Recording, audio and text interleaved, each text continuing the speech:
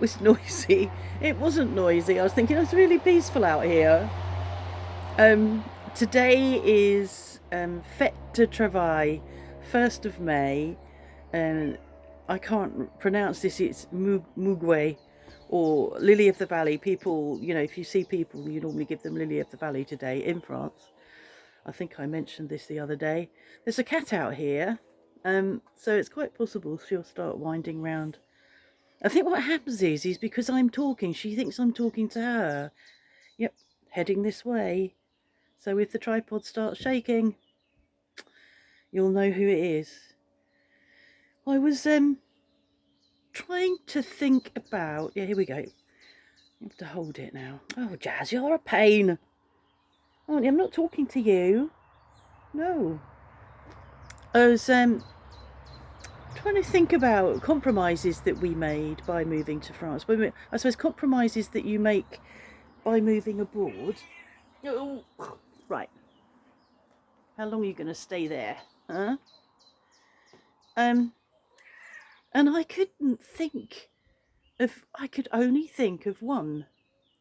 I'm sure there are more. I think it's because we've been here so long now that the compromises that we felt that we'd made are less obvious now. You going? But are you going to go on the table? Huh? What are you doing? You go on the ground, not on the table. Thank you. Um, the only compromise that I can think of is the loss of more easy contact with family and friends in the UK for us. Um, Obviously, we're further away. Um, Depending on how you travel, we're 6 or 7 hours from Kent, which is where my my sister lives and where Mark's mum was before she died. Um, we were in the southwest before we moved, so we're even further away from the southwest, and we've not been there for several years, and it's a shame because there are still people there that we want to see. There's still people there that are good friends, but it's just too far for us now.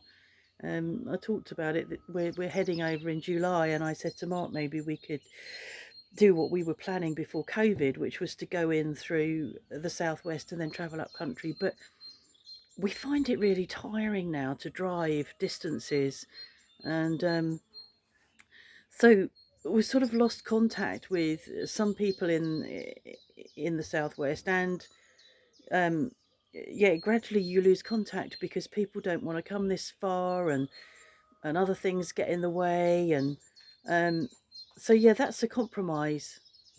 I mean, obviously, you make friends over here, but it's I think for me the compromise for me is my um, is not having easy access to my son and his family. My grandchildren, who'll be over here at the end of the month.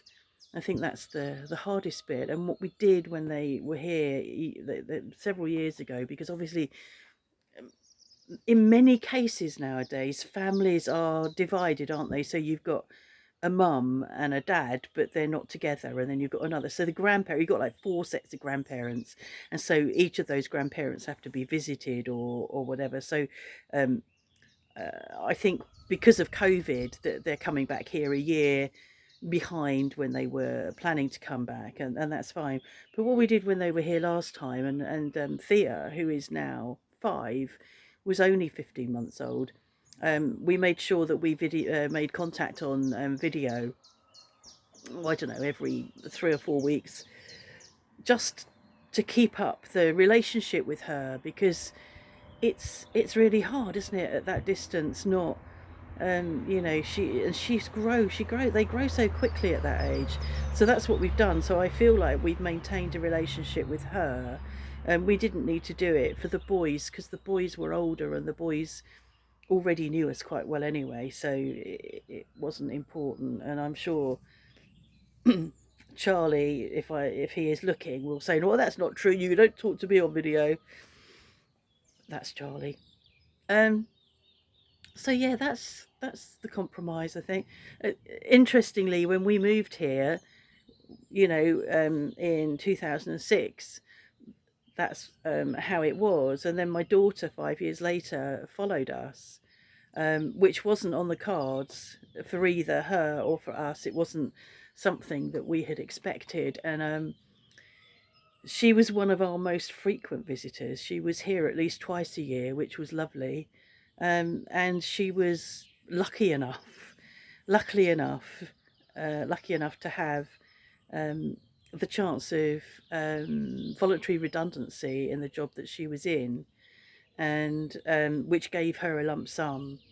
And she was already quite skilled at many of the things that she now does for a living. So she set herself, came over here, um, set herself up in business as a virtual assistant, and is now an online business manager, and is just starting up a new business about as a oh god, I can't remember the title of it, which will really piss her off. A family tree researcher. That's not, and she's gonna. I don't think her website's open yet, but she's gonna be offering to look, for, search for your family tree. So she's studying that at the moment. She's been studying it for probably about 6 months, doing really well. But then she always does do really well in when she studies. She was at grammar school and did very well in her exams, but um, decided that she didn't want to stay and do A levels. Got really pissed off with it and went and found a job. And I know that later she regretted that, but you can't go back and you can't change things.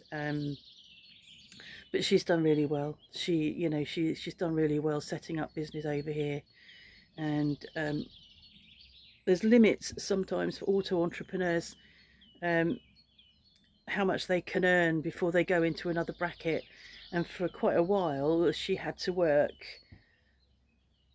hard at keeping within that limit of earnings, which is great, isn't it? It's like, oh, I'm earning too much. I need to do something about that. She's now an online business manager, and I think she's changed her um, status to. It used to be micro entrepreneur. It might be something else now, but she changed her status to because she was earning so much money.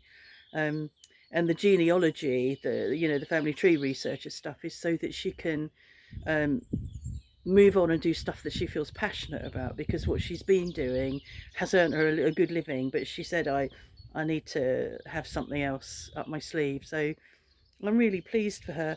So she came here, and she's coming here today, bringing curry, which is nice. So I don't have to cook.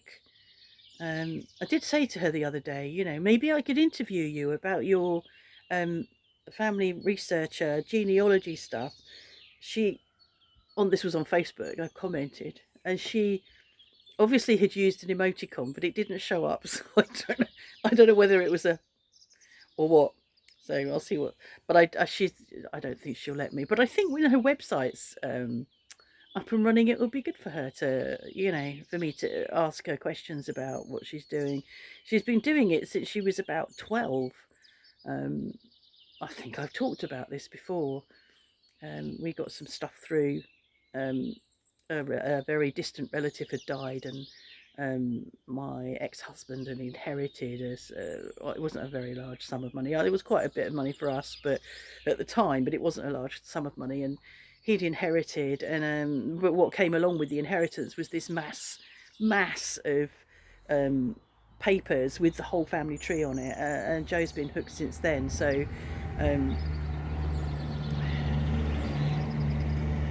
that poor bloke. His neck will stay like that soon. Um, yeah, so she's been really into it since then. So I know she's successful at whatever she does. So yeah, curry for dinner. It's quietish because it's a Sunday, and it's May Day. Um, and it's not as warm out here today, and not planning to be as warm out here today as it was yesterday. And yesterday was only warm if you stayed in the sun. And that's about it, really. I suppose you've been listening to the birds whilst I've been speaking. I think it's probably blackbirds that are the noisiest. But there's a lot of nesting going on. I can see, when I was sitting indoors, I could see movement in the hedge that I can see, and when I was hanging washing on the line, I could see wood pigeons. I think they're wood pigeons flying in and out of trees with bits of nesting material. So, yeah. So I won't be responding to any of the comments in the underneath my vlog about Meghan and Harry, because you know my views, and I'm not going to be responding. So there isn't any point. People are very fixed in what they believe, and so be it. Um, so there. Okay.